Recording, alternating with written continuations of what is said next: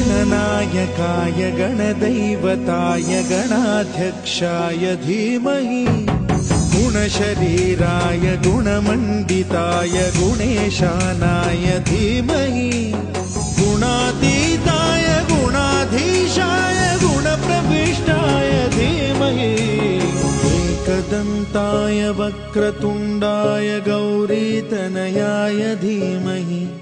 गजेशानाय भालचन्द्राय श्रीगणेशाय धीमहि